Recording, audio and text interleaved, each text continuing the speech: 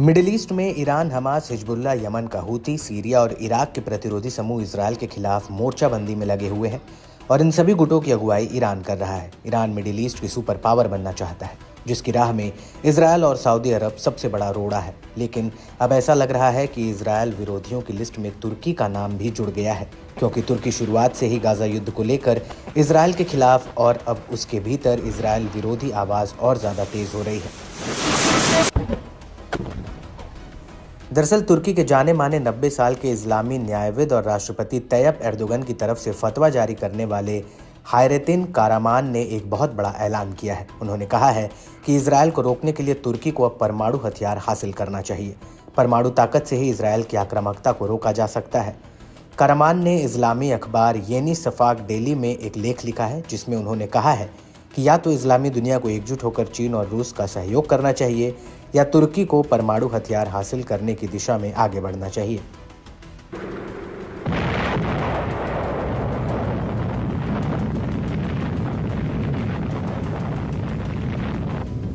हालांकि कारमान ने तुर्की द्वारा non proliferation of nuclear weapons यानी एनपीटी पर हस्ताक्षर करने की आलोचना की है।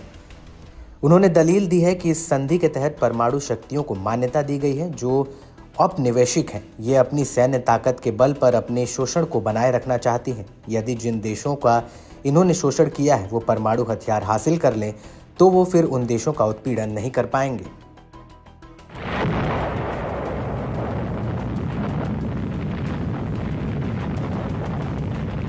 आपको बता दें कि कारामाल साल 1995 में इजरायल और फिलिस्तीन के दौरे पर गए थे और अपने इसी दौरे को याद करते हुए उन्होंने कहा कि मैंने व्यक्तिगत रूप से ये महसूस किया है कि कैसे यहूदियों के एक विशाल इजराइल की कल्पना की है, जिसे प्रॉमिस लैंड के नाम से जाना जाता है।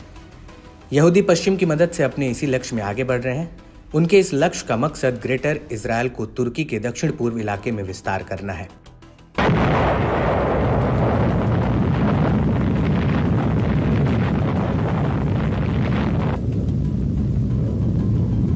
लेकिन इस सब के बीच तुर्की के राष्ट्रपति एर्दोगन ने एक जनसभा में दावा किया कि इजराइल तुर्की को जमीन को हड़पना चाहता है। एर्दोगन ने इससे पहले पहली बार सार्वजनिक रूप से 10 नवंबर 2023 को एक जनसभा में कहा था कि पूरी दुनिया के सामने एक तबाही, मानवता के खिलाफ अपराध घटित हो रहा है।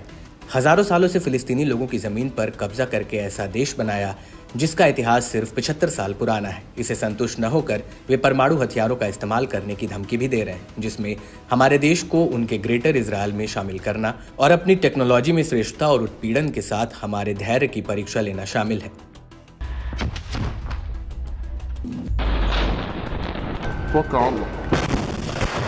और इसके बाद एर्दोगन ने 11 नवंबर 2023 को सऊदी अरब के रियाद में संयुक्त इस्लामिक अरब सम्मेलन में भी इसी तरह का बयान दिया था। गौर करने वाली बात यह है कि तुर्की खुले तौर पर हमास से जुड़ा हुआ है। हमास को अमेरिका और यूरोपीय संघ ने आतंकी संगठन घोषित कर रहा था। वहीं तुर्की ने कई बार हमास के नेताओं की अपनी मेजबानी की है। साथ ही उसे सैन्य मदद, फंडिंग और कुछ मामलों में हमास के सदस्यों को नागरिकता तक दी है। और तुर्की के राष्ट्रपति तैयब एर्दोगन ने हमास के लड़ाकों का भी बचाव किया है। एर्दोगन ने उन्हें मुजाहिदीन का नाम दिया है, जो अपनी जमीन की आज़ादी की लड़ाई लड़ रहे हैं।